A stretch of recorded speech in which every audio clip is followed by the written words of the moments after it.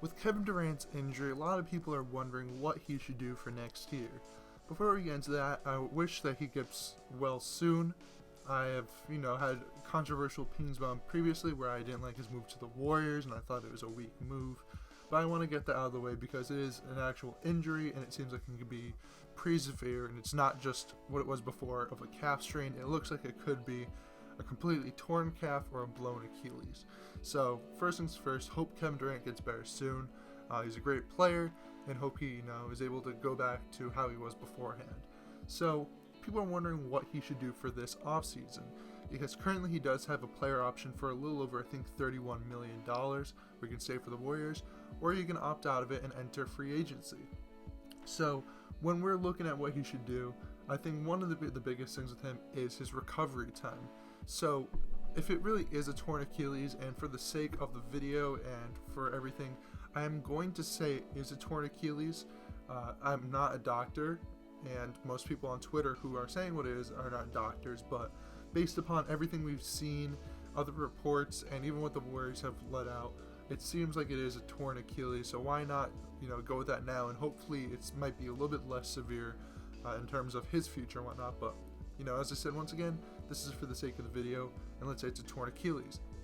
So if it really is a torn Achilles, this injury takes anywhere from about 10 to 12 months to come back from. Some are quicker, some are takes a little bit longer.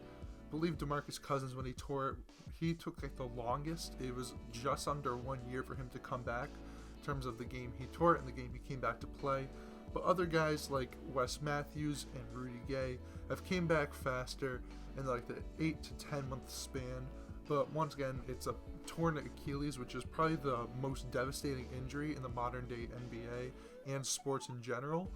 Previously, most people thought it'd be something like your ACL or anything with your knee, but the thing is, so many players have torn their ACL and blown out their knee and have come back better than ever due to the advancements in modern medicine.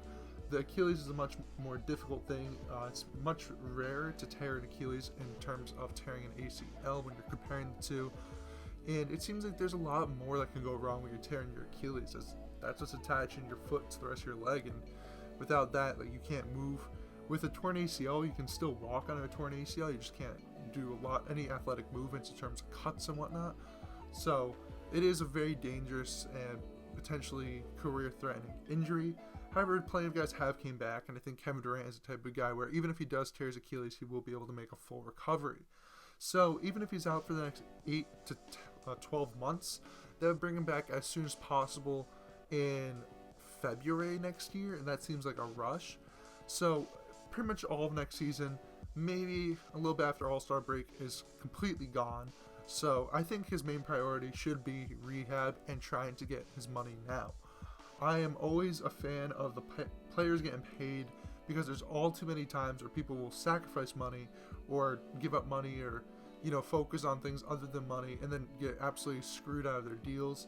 So this happens with a lot of players. Isaiah Thomas, it was kind of out of his control because it was a whole nother year before he was a free agent, but he rushed back his hip injury and cost himself potentially hundreds of millions of dollars, where he was looking at getting a max deal from the Celtics, but he rushed back his hip injury, and now he's playing on minimum deals throughout the NBA, and it looks like he really won't get more than, maybe a $10 million deal for the rest of his career. And then there's other guys like DeMar DeRozan, who gave up money so he can stay in the Raptors organization, and then they traded him right afterwards for Kawhi Leonard. And DeMar should have gotten the max. He was easily their best player of all time. But on the Raptors side, they did what seems like to be a good trade, as the Raptors are currently up 3-2 in the finals. So, I don't want to blame the team or blame DeMar, but try to get your money. And also, a smaller one was Ryan Anderson, where he had $20 million guaranteed when he was on the Rockets, but they wanted to trade him away for Carmelo, I believe it was, or they had to trade him away so they could sign Carmelo. There was all the weird stuff. But in order for him to get traded to the Suns, he had to reduce his guaranteed payment from $20 million to I think it was $12 million or $16 million. And the thing is, he did it because the Suns promised that he would play minutes there, and of course they completely lied. Barely played at all for the Suns. They cut him, and now I think he was on the Heat was the last time I saw anything from him. So first things first, Kevin Durant, get your money, because people try to screw you out of it no matter what way you cut it. So I think, of course, go into the open market right now and try to figure out who is paying you and how much they're going to pay you. So if you know, it's like the Knicks and the Lakers and the Clippers and the Nets are all offering you the 4-year maxes of some crazy amount of money, I would say definitely worth taking the money, because you never know how quickly the well will dry up and where that money will go. So if you're any of those teams and you're offering that money, I would expect Kevin Durant to sign there. However, if they're being a little more selective with it, because if it is an Achilles, just like we saw with DeMarcus Cousins, teams really did not want to offer money. There were reports that guys like the Lakers could have had him for like $8 million a year, and they declined that. There was other big offers on the table, but then DeMarcus denied it. Point being, if there's no other options, there are always other ways that he can still be paid by an NBA team. So one of the interesting ways I think he actually should go to, if he doesn't get what he's looking for, is to take the player option with the Warriors. So with the player option, it's basically a player can choose if he wants to stay or leave on a certain year, and it's always the last year of the deal. So with Kevin Durant, I think he has it for this year. Well, he does have it for this upcoming season, and he has to decide this summer if he wants to take it or not. If he takes it, he gets paid $37 million, and he's on the Warriors for next year. If he declines it, he enters free agency. And if he really did tear his Achilles, I think, taking it slow and rehabbing on the Warriors' time is not a bad idea. I originally got this idea from a podcast, I believe it was Mixtape from Barstool Sports, where they brought up the idea to do the Shaq plan, where Shaq said, if I get hurt on company time, I'm going to rehab on company time. I don't know if Kevin Durant has the same kind of mindset as Shaq, but I don't think it's an idea that shouldn't be ruled out. The Warriors did rush him back, and I thought that he was rushed back. Even when I saw the reports where it was going from, he's just getting back onto the court, and it seemed like the same day he was already back playing, and then, this injury was obviously rushed where he felt like he couldn't play. And people might be thinking, maybe he's trying to make an excuse. But there's never been a thing that Kevin Durant really made an excuse for his entire career in terms of playing basketball. Like, he never had these fake injuries or try to sit out games and try to, rest and whatnot. He always tried to play as much as he could, and even when he had that injury, I think it was like 3 years ago, when he was still in OKC, like he broke his foot, I think it was, he tried to rush back from that, and that, of course didn't go as well as possible, but he still tried to come back, as soon as he could, because he loves playing basketball. So first things first, I think he should still, consider coming back to the Warriors.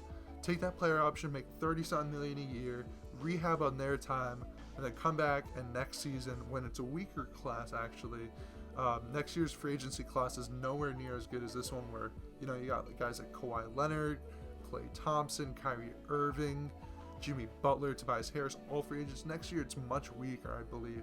So maybe next year might be a better option, because even though he might not get paid as much this year, next year when there might be the same amount of money available, if not more, and there's weaker free agents, teams will be willing to give him more money.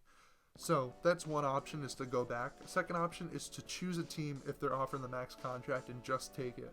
As I said earlier, it's hard to really determine how a guy's going to come back from Achilles. Guys like Dominique Wilkins came back and actually performed great after tearing an Achilles, but it's still a scary injury, and it's still in your head no matter what. So if a team's offering a max contract to him, like I said, the 76ers also might have money. They might offer it to him as well, even though I feel like they really would rather go towards a guy like Klay Thompson and retain their free agents. I think the Lakers, Warriors, Nets, Knicks, and Clippers are the highest guys, because they all either have max spots or he was on the Warriors. But realistically, I can see him going to either the Knicks or the Lakers next offseason and signing a max contract. So look for this season, or this offseason, the Knicks or the Lakers trying to sign him to a 4-year max.